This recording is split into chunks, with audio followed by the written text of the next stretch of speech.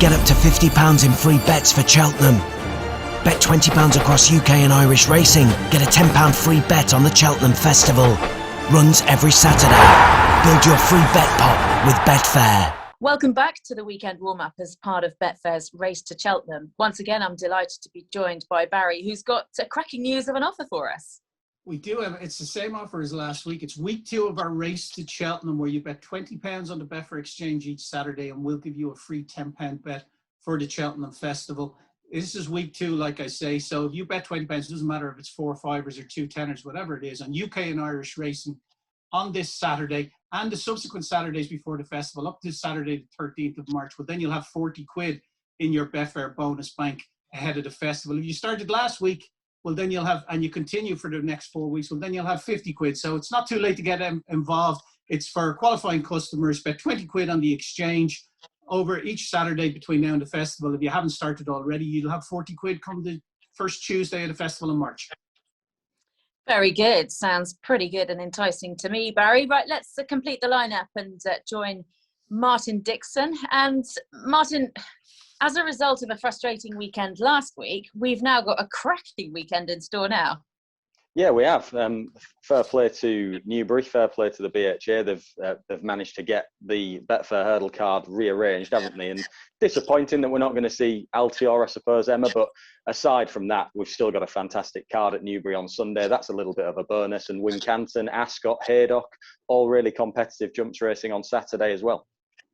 Okay, well, let's concentrate on a couple of the key races over the weekend. And we'll start with the Betfair Ascot Chase. 5 runners here. Surname, who won this race emphatically in 2019, fell last year and has got to put a disappointing run behind him last time in the King George, is a fairly short price favourite. Do you think he warrants at that price, Martin? I think he probably does warrant being short. Whether I want to take a short price is another matter. On the back of such a poor run in the King George, it just leaves you a little bit cold on taking such a short price. He's going to be odds on. Barry will be able to tell us exactly what sort of price he is in a moment, I'm sure. Look, if Surname produces his best form, Emma, he will be very hard to beat. He's shown already this season with a smooth success in the Charlie Hall chase that he still retains that ability, but he didn't fire at all in the King George. Paul Nicholls has reached for some cheap pieces on him. Maybe that'll help spark him into life, but it will need to, and he will need to leave that King George run behind him. So as I say, at a very short price, just simply because he's on the back of a poor run, I'd rather look elsewhere in terms of a betting option in the race. Okay, well, before we look at the other runners, a quick word on how you think the race is going to unfold. There are just 5 runners, but there looks like there's plenty of pace. Oh, yeah, there will be. They won't be hanging about here. Dashel Drasher is in the field, and he opened up a competitive handicap chase a long way from home last time out, managed to maintain a strong gallop, hold off Benny's King, who I actually think could run pretty well in the Ascot chase at the weekend. And we've also got Master Tommy Tucker, who really is quite an exuberant free-going horse. So those two at the head of affairs taking each other on a little bit will ensure that this is a strongly run race. And Barry, how are we likely to see these priced up? Yeah, well, no doubt. Surname, 8 to 11 favourite at the moment.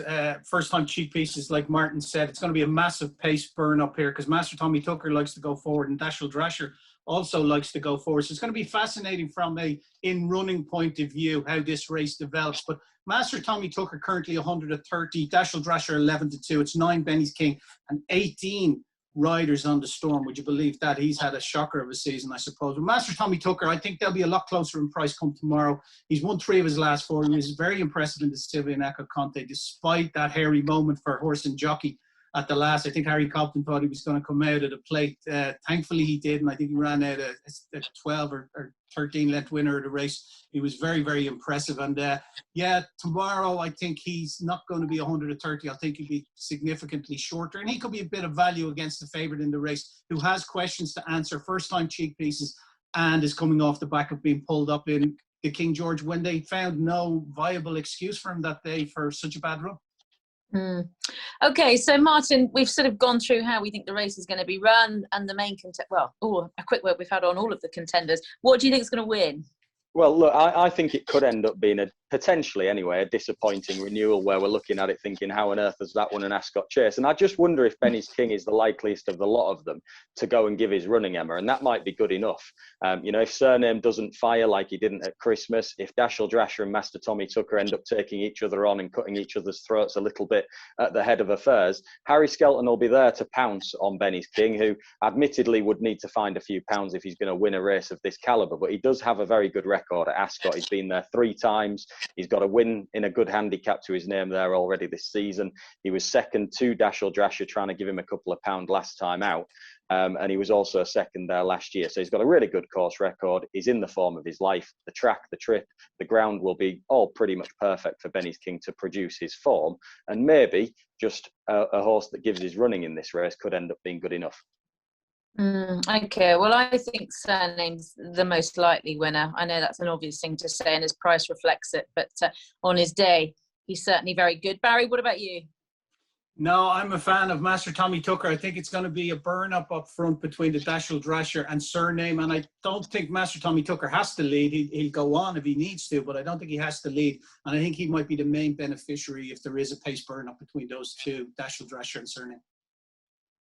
Okay, good stuff. Well, let's have a look at the Betfair Hurdle that now takes place at 3:35 on Sunday at Newbury. This was, of course, rescheduled from last weekend. Kadzand, I think, is likely to probably go off favourite. Barry, why don't you fill us in with roughly how they bet? Yeah, he's 9-2 favourite at the moment. The Skelton runner was impressive, I suppose, when he won in Kempton last day. Beat Christopher Wood, who's franked the form since. But he's just strengthened at the head of the market off the back of Metier, not going to the Betfair Hurdle now. Harry Fry's charge going straight for the Supreme Novices Hurdle. Buzz has come in for some support with Kevin Brogan claiming a valuable 5 there. He's into 10-1. Soaring Glory for John Joe O'Neill is 11-2 second favourite. It's just such a competitive race, rightly so, for 125k prize money, the richest handicap hurdle to be run in the UK. And I think it's 6 places on the Betfair Sportsbook, enhanced place terms there. 9-2 the field looks about right. My own fancy in it is Guard Your Dreams. We spoke about this race last week. Unfortunately, obviously, like you said, it was postponed, but I haven't changed my mind. The 8 days gap hasn't put me off Guard Your Dreams for Nigel Twiston Davis. It's a 14-1 chance. Just impressed with him last day. It's in Sandown, and Twiston Davis knows how to train a winner of this race. He's a 3-time winner with Al Dancer, Splash of Ginge, and Ballyandy. So Guard Your Dreams from me. Okay, Martin? Well, I like a horse that Neil Mulholland trains called Milkwood, who gets to run off the same mark of 141 as when 4th in the Welsh Champion Hurdle at Foss Lass a couple of runs back. Now, that piece of form behind Sir Royal and Ballyandy has proved to be a red-hot piece of form. It's thrown up endless winners throughout the winter season. Neil Mulholland's kept Milkwood fresh. He's not a horse that wants deep winter ground, and it's not likely to be that at Newbury on Saturday. They're officially calling it soft good to soft in places at the moment. That's a couple of days before racing, and there's showers just over the next 48 hours or so, but it shouldn't make the ground too demanding. That'll be perfect for Milkwood. He's a very strong travelling horse. He wants cover in his races and a good gallop to aim at. He should get that, Emma, on Sunday, and I think the flat track at Newbury will be ideal for him as well. So Milkwood each way for me in the Betfair Herd. Okay, plenty of people keen on the chances of Soaring Glory, who's been quite well backed as well. His form is strong, but I personally like Kadzand. Not original now because he's 9-2, but about a month ago I backed him at 12s, and he's a horse that Dan Skelton really likes. I watched him finish second to a nice horse up at Ayr 3 starts ago.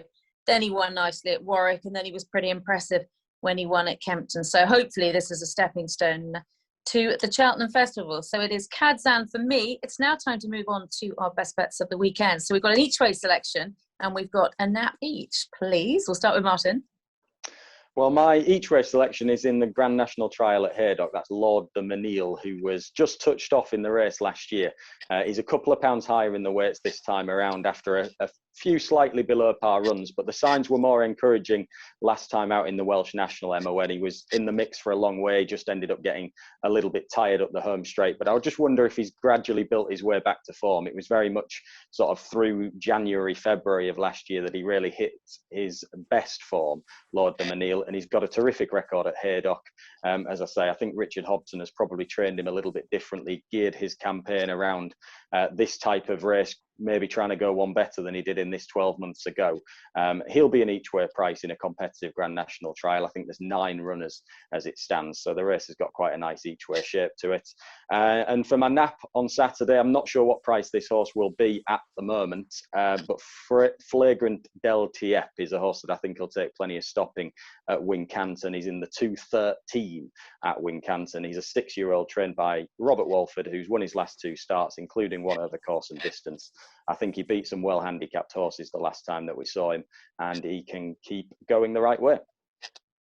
Okay, lovely, Martin. Well, my best bet of the weekend is Grenadine, who runs in the Betfair Game Spirit. Looking forward to seeing him. He's, to me, just got great form. He's second in the Tingle Crate behind Politolo, 4th in last year's Grand Annual, won the Holden Gold Cup, and I just think he's going to have too much speed for Champ. Champ, I would worry. I know the headlines have been positive about him today, but stepping right back in distance is going to be some ask from him. And then So Royal is another one that should be thereabouts, that was second in the race last year, but I think he looks solid. And speaking to Paul Nicholls yesterday, he was certainly fairly bullish about his chances too.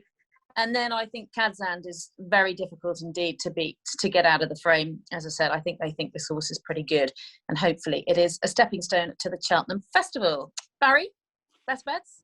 My best bet, I suppose, is in the Reynoldstown 150 at Ascot on Saturday. I like Remastered for David Pipe and Tom Skew. He's a tough 8-year-old.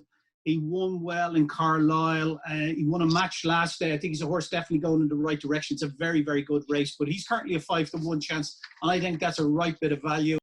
That's lovely. Thank you very much indeed to both Barry and Martin. Enjoy the weekend's racing, and we'll be back with you next weekend. Get up to £50 in free bets for Cheltenham. Bet £20 across UK and Irish racing. Get a £10 free bet on the Cheltenham Festival. Runs every Saturday. Build your free bet pot with Betfair.